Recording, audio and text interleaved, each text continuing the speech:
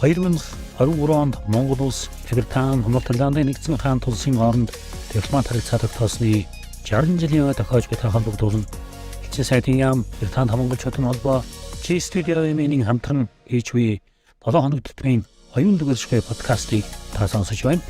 Подкастын зорилго нь Британи улсад ажиллаж амьдарч буй үеийн монголчуудын төлөөлөл, Монголтой холбоотой төвлөрийн үйл ажиллагаа явуулдаг Британи иргэдийн төлөөлөлтэй ярилцаж, тэдний мэддэг төрөлхөөс үзэгч, сонсогчтойгоо хуваалцахад иршнэ.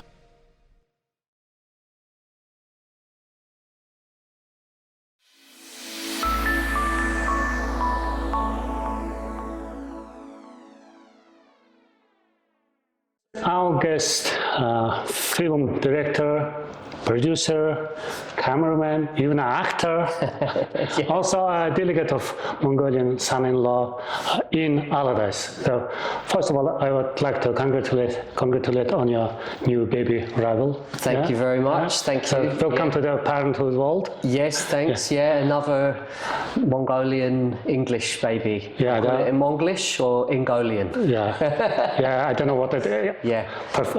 Official terminology, what we can. Welsh name, Vaughan, and Dalai is his middle name, Mongolian name. I see. Okay. Yeah.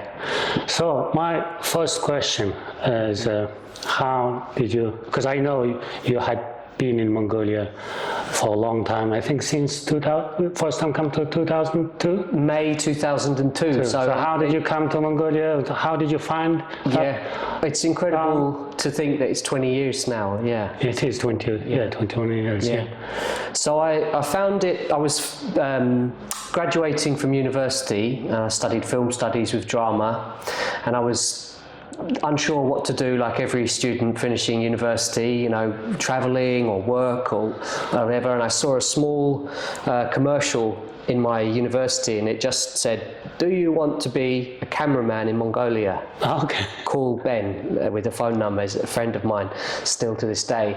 And I called the number, and I went to Mongolia to work as an intern in a video production company, Arigu.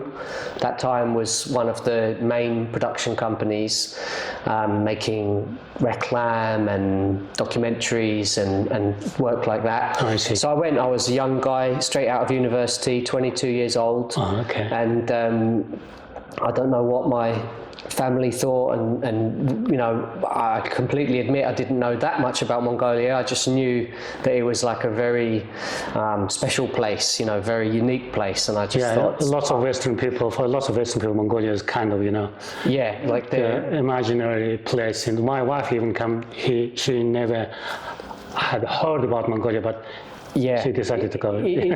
Like me, of course, still to this day, which amazes me, even after 20 years, when you say someone that you met for the first time, a foreign person, Mongolia, there's still that kind of feeling that, wow, that's, it's like the end of the road kind of thing. But we know, of course, that when you're there, it's a sophisticated place. And that time in 2002, I definitely felt like that. And as you know, the economy was really just starting at that time. So I think I was very lucky to arrive at the moment when, a lot of the mining started and the boom kind of started. And after the 90s, which of course was a very tough time. And there wasn't that many foreigners. There certainly wasn't any young foreigners like me, especially in the winter, because I stayed for 3 years. And I worked alongside a lot of Mongolian friends, and who are still my friends today, and we made all kinds of fun projects. One of them was, I always pronounce it wrong, but Oddinrilt. Which was you worked on that project. Yeah, I directed all of that. Young guy with Aruna and Dashka, and they were the judges. And Dashka's the who's producing. That's correct. Yeah. He was one of the judges, and Aruna the singer, and the well-known singer. Yeah, and that was such fun. It was the first, we kind of called it the first reality show, because when we made it for Mongol National TV, and it was quite a big kind of sensation that young people were on the screen acting kind of naturally. It wasn't like most of the stuff previously was very serious, and so we kind of made it a lot more kind of young and casual, and people loved it. People still remember it now. So I worked on that, and I worked on a BBC Genghis Khan film that was quite back then. I remember that. I worked as a location manager on organising that, and that was at the time again one of the biggest kind of foreign crews that arrived in Mongolia. They were British and Hungarian and Polish and some Americans. It was a big crew, and we had some big adventures on that film. One of them was when the director of photography asked to remove haddock from a tree. And every Mongolian person, and we advised him, you cannot do that. You don't do that. And anyway, they did it. And then right after this big, huge storm of, how do you say, ice storm, mundur. And everyone was like completely... Just because of that? And after that, I really kind of, got into understanding a lot more about...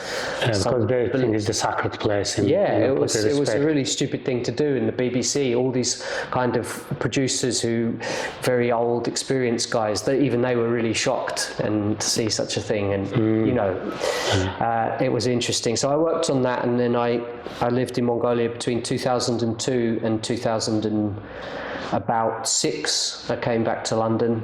I met my wife, of course, in that time, and we came back to London together. And I made a horror movie as well. Like in Mongolia? In Mongolia, like a personal, fun thing. We lived in the countryside for like 2 weeks and filmed a horror movie in a forest called Red Forest. So you also told me earlier that you had lived in Khatgal for 4 months. How did you find the real countryside, remote places experience? That was for the Western. I mean that person. Ulaanbaatar, as everyone knows, is a very particular place, a very busy city, and the life there. And I if I hadn't lived in Khatgal for 3 months, I stayed with a family, and I lived also I worked in a tourist camp as like a guide. So I used to hang out in the kitchen with all the staff, and I drove the boat on Hufskul Lake. I was like a boat taxi guy. Oh, I see. Yeah, it was a great summer. That was when I was 24, I think. And that really helped me really understand I don't know how to say, like a pure Mongolian culture, not Ulaanbaatar life. Yeah. And if I hadn't done that, I maybe wouldn't have that kind of understanding of real What is the culture. difference? Because they're quite connected to the nature, or what did you find with that family? Well, specifically, the difference from city lifestyle. The city lifestyle is, of course, people are quite competitive in the city, but there's a lot of fun. I'm still a young guy, so I'm talking about like fun, like parties, and a lot of kind of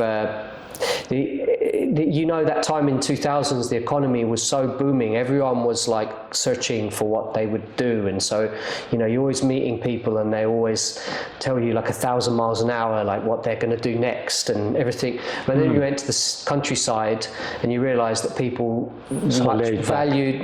valued more, the quality of their life with their families, and I just think that is, hopefully that doesn't get lost. But I'm not being too kind of cheesy about it, but you know what I mean. People had a slower pace of life. They weren't in such a rush.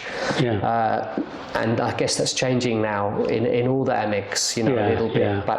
But anyway, that was a nice summer, and then eventually I couldn't stay forever. I had to come home, so I came back here, and I started working in advertising agencies, which is completely, of course, different world, and it was quite difficult to come back and start kind of from scratch again and work my way up in this industry in London. And I did kind of worked at quite junior level for 2-3 years, but now I've done it now all these years, and I'm quite senior. I make commercials and brand documentaries and things like that. When I, after I spoke to you about this podcast, and I also searched your website a lot, and there's lots of promotion advertisement things, BBC stories and Adidas, Nike, and all sorts of big names there, and your clips there, and very, very sleek, professional looking. It took a long time to, I worked as an editor, and I worked as what's called a promo producer, which is, when you're watching television, all of the things that are telling you like when the shows are on. I used to edit those for 2-3 years, and then I always was filming. It was quite hard to get into being a shooting director in London, so it was bubbling along, and I was editing and earning a living, of course, paying the rent and so on. And then for quite a while, actually, I didn't go back to Mongolia just because I was too busy working, and then started going back to Mongolia every summer with my wife, family reasons, and then little by little doing small short films and working my way back up, kind of thing. So one of those short films, that wonderful flight. It's very sad but very moving. Because I wasn't in Mongolia that time, but I heard that story. It was really sad. Boys in I think like short films that are based on true stories are quite good. And my friend that I worked with at that time, who I co-directed it with, Batam Clan, he'd heard that story, and actually we found the little newspaper clipping that it was in when it was in the newspapers. There was a true story about two brothers. Is that true story to try to help to his younger brother? No, that is because because I was just wondering that. No, there's one line in the newspaper column that said the sister of these two girls, when she was asked why did they do it, she said, I got no idea why they did it. They were just kids, and we're so sad. And so we thought, nobody knows why they did it. We know what happened in the end, but at least we can make up some reason. And we created that story. I created that story. So the ending of what happened is true, and we created the story too. And it did well. And that was kind very moving. Thanks. It was a sad story to start with, and we didn't want to make it like be a sad, like we wanted to make those kids, because young boys are very adventurous. And they obviously just, the bad luck for them was they didn't think about the consequence, which is what young people do. But we wanted to make it like a story based, like American movies like The Goonies, or these kind of adventure movies, like exciting and fun. So he did that. And then after that, I made a feature film called They Sing Up on the Hill. But in Mongolian it's called Odbagegi. With two singers, a guy called Magnolian, who's got a band, an indie band, and a hip-hop singer called Eminem. And then that played in some festivals.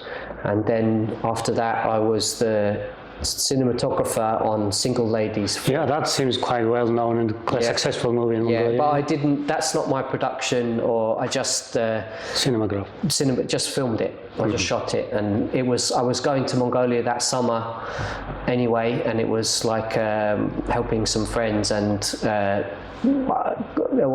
didn't have to involve in all the script and everything. I just did the Turklach. The top Turklach. But I've done lots of different things in Mongolia over the years, and of course I love it, and it's changed so much since 2002. What do you think about the change? 2002 and 2022, 20 years. I think that. And obviously, Ulaanbaatar is unrecognizably changed. Unrecognizable, It's the ambition of Mongolians is always whenever I go back, I'm always people always planning something next. They're always something is going to happen. No one is kind of like sitting back and not. So that is always really good, and that's the experience I had in 2002. Which is really great, and that always makes me you know, when I'm working in London, sometimes you can get a little bit stuck, you know, and whenever I go to Ulaanbaatar, I always feel really like your brain is buzzing back around, again. Yeah, like, I've, you know, a million things I want to do, but you can't do everything. But so yeah, I think it's Mongolian. You know, they're saying if you run, you get cold. You're saying if you, sometimes Mongolians, everyone's in a real big hurry to do things, and then everyone forgets it's 20 years is long, but it's also not long, you know, when you look at other countries' developments like South Korea or Japan, or so I always think Mongolia is on the right path, and you know, 20 years is not the same as 50 years or 100 years, and who knows what will be like in 50 years. Another 50 years. Yeah, it's just like, so people get frustrated, you know, but I think that generally everything is really going well. When I go back, I think. Yeah, so now you two, you know, now three of you just based in London. Yeah. The Londoners now, yeah. So Londoners, yeah. how's life here now? So you pick up the other promotion that kind of just carry on. As you said, you're more experienced in directing lots of. Yeah, I'm getting. I just wonder how, you know, how that kind of industry works, because you know it's not like an ordinary work. You go in the morning to office and come back. Because this kind of, you have to find a project, as you explained earlier, and then also, for example, the film you have to make. Yeah. You have to add idea, then sell the idea. Fun part is making the film, but difficult part is how to funding it. Yeah, exactly. It. I mean, I've kind of got two lives in a sense. I'm like, you know, like Batman or something, because I have to work all the time pretty much to, you know, pay the mortgage and so on. And so in that life as a freelance director, I've got like 3 or 4 different clients who I work with. I work with News UK quite a lot, who are the Sun newspaper and the Sunday Times and the Times. Last year I made a documentary for the Sunday Times, and a feature documentary. I went to Afghanistan. Which is interesting. But so that life is, I have to just keep involved with those clients, and if one client goes a bit quiet, you know, another one, and so I just keep working basically, and I do filming and directing, and I still sometimes do a bit of editing just to keep it going. And then the Mongolian side of film projects I would like to do, there's a long process, as I was explaining to you, of creating a project and doing a lot of research so that you can approach to the funding, which is maybe lottery funding or charity. That kind of. Some film festivals have funding, and there's various different funds around in Europe and in UK. And they're very, of course, competitive. You know, there might be a fund, and there might be like, they might have a closing day, and then they get like 500 applications for 5 places, or so it's crazy. So, but what I've learned more about it now, because I'm looking more at documentary film, feature film, is that you get it to a point where you've done all the research, so you know exactly what you're going to do. You maybe filmed a short example, and you know the people that are going to be in it, and then you know the budget. You know, like, there's a lot of steps before someone with money will decide to go and do it. And then, like I said, that's the fun part. But so I've got 2 or 3 projects I'm working on, trying to get them to happen. And I'm going to Mongolia this summer for personal reason anyway, to take my cameras and family. My father-in-law has to meet my son, of course. Yes, of course, That's going to be great. Yeah, a lot of aunties and uncles and big family. And he will be at the age to start eating some good Mongol meat and food.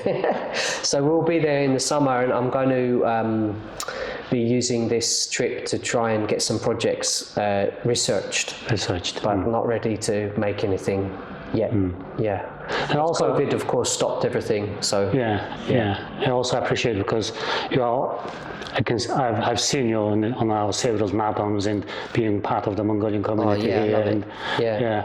So also, I saw your clip, Bagi, showed me that you're filming the Elbise, Turkish British guy who is into the Mongolian wrestling, and you want to make some kind of little documentary story or something. How is that going? Yeah, I love going to Naadam, and actually I should say my parents love going to Naadam. And in London. And actually even some of my friends, because it's lucky for me it's in South London, because I've got a lot of friends in South London, and some of them come by and people were amazed, like, wow, this is going on. And I was really fascinated to see Elvis, and I know there's also Robin and a few. Yeah. I mean, I'm embarrassed that I'm not brave enough to wrestle. I've got a bad back. I could maybe one day. For fun, yeah. Yeah, because last year we organized the wrestling categorized for foreigners, not Mongolians and Mongolians. Yeah. So that is more, you know. Yeah, exactly. Equally. Yeah, maybe I should do. I don't think I could. Just for fun, and be careful not to injure yourself. No, maybe I should. I'd have to practice, but I used to wrestle when I was living in Hatgal. Oh, so there we go. Yeah, so you know some techniques. Yeah, I should. But I was really bad. I thought it's really interesting seeing the foreign guys wrestling and how many Mongolian wrestlers there are in UK. And I thought it will look nice in just a short documentary, 10 minutes, 15 minutes kind of length. And so I approached Batbaya and Elvis, and they were interested. So I filmed them at Naadam, and I've been to their gym in North London. And it's quite fascinating because in people that really love combat sports, over the years there's been different trends of ways of training. So of course you remember back to the 70s, it was all karate and kung fu, and then recently was Brazilian jiu-jitsu. Jiu-jitsu became very popular, and sambo, which is this Russian. And so they're always saying to me that the not the competition of Mongolian training, but the way that you train Mongolian wrestling for training, a lot of fighters, they show it to them and they're like, oh, this is cool. So they're thinking it could be the next trend of combat sport. Possibly. Possibly, Yeah, so, and I just love the fact that there's a lot of Mongolians in London, and since my wife and I have lived here, we've seen the community always get more active, and so I'm just doing that. It's a personal project, and we'll see what happens. Yeah, thanks for doing that. And also, mostly I've seen you as an audience. I want to be now part of the organizers. Why not? Well, I should next Naadam, film as I know you really put a lot of effort into Naadam, don't you? We've been doing, it's great. For a few years, So now also we organize Saransars, and just trying to keep our culture here and promote now your son, and we need to introduce to them. I heard that the next generation. Well, I heard that this week you've got a lot of young wrestlers. Which is good. Batbaya is also trying to bring the youngsters. Training them and teaching them Mongolian techniques. It is quite different because of the way of winning and losing is different from other combat sports. So you have to use kind of different techniques. And I think also the community in London is really important for like we talked about right at the beginning of this podcast, that some foreign people still, when they think of Mongolia, they just only know Genghis Khan, Chinggis Khan, of course, and they don't know. When they see Mongolian people in London community doing things, then they realise, oh, they're Mongolians, they're not, and it's really important that, like I said, my friends visited Naadam, and they just literally couldn't believe their eyes to see it. So because the Mongolian community is quite young community compared to Indian, Bangladeshi, Caribbean and African communities in different other countries. So we are trying to do that, set up our community and settle well in the UK, and meantime we're just trying to keep our culture. That's so now because you are, as I said in the beginning of the conversation, you are one of the delegates of our multi spouses, international spouses, because I have a group, created a Facebook group. There's over 100 Mongolians who got married. Yeah. I don't know whether Nara is there or not. She should, yeah. Yeah. So you just, trying to build this community as well to support each other. Yeah. Very often, yeah. So, yeah. It is like, I think it's really important that because also lots of Mongolian people who live in UK and then they meet some partner, they need to learn about culture and everything. Yeah. Because I'm one of those delegates. Right. Yeah, because my wife is British, so the learning British culture, way of living is. Yeah, it's another thing to do. I always start by saying we're two nations that had the two biggest empires ever, but probably not allowed to say that anymore. Historically, that's the lots of people just refer that one. To break the conversation for. And we, the embassy this year, the 60-year anniversary. I was in Ulaanbaatar on the 50th year, 10 years ago. And they gave me this pin. That's the 50th anniversary. Pin. And it was fascinating to know that we were the first ones who opened the embassy before Germans, French, Americans. It's a lot of good history. So you are basically as a last 20 years of life history of the two countries. Maybe you can create a little short clip about. About the. Just to give you an idea. About the British. So basically, because I'm trying to write one article about the two countries' relationship, because ambassador just asked me kindly, and can you write something as a citizen? So when I trying to write that one, when I'm reading articles, history things.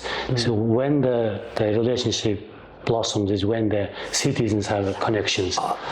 Before that, before 1990, mid-90s, there's just official diplomatic relationship, but never being active in the love thing blossoms. So there's an interesting book it's called Twice Around the World. I've got a copy at home, and it's written by the guy who was very high up in the Foreign Service, the UK Foreign Service, but he was an ambassador to Mongolia in 1963 to I think 1966 or so. And so in his book that he wrote when he retired, there's a chapter about being the British ambassador in the 60s in Ulaanbaatar. I need to find out. I've got a copy of it somewhere at home. You need to read that. But the famous thing, of course, about the British in Mongolia was the step in, was the pub. We were the only embassy that had and when I was there in the early 2000s, Friday night pub. And none of the other embassies had such a thing because of security. It all changed after security things, but in the early days, there was literally a room in the embassy which was a pub, and people had to come by invitation, but there were some quite boozy nights in there, and and that was a good kind of. I think a lot of Mongolians respected the British embassy just because of the pub. Because my wife had lived in Mongolia from 1995, 1997. Wow. So she also that was the real early days of that. The pub was existed that time. Step in. Unfortunately, now they had to move the British embassy because they did a review of earthquake safety, and then they decided that the old building was not correct for earthquake, which is kind of because of some globe there over the whole world. They checked all the embassies. I see. And so they moved to Shangri-La, the new tower. And now the step in is they still do it, but they just have it in some bar, and they move. And apparently it's not the same as the good old days. Good old days. No, not the embassy. Anyway, so. But there's of course so many business connections now, right?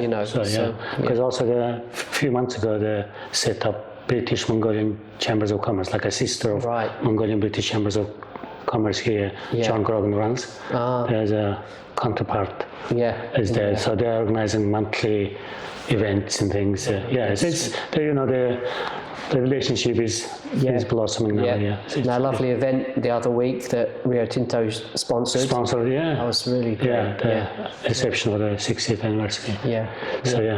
Okay. Ian, thank you very much for coming and having a nice, good chat. You're welcome. I never, if I start talking about Mongolia with anyone, it can go for hours. So you have lots of stories to tell your son Bala. I will, And one day I want to, it's just a dream of mine, but again, finding the time is I would love to do like a master's in Mongol studies so that I could become like instead of just someone who talks a lot, I would be able to, write it down. Properly, systematically learn about it. I might, if I win the lottery or something and I have time, I'll do that. Well, good luck. That will happen. Thanks for having me. It was really nice. Thank you. Thanks. Great luck.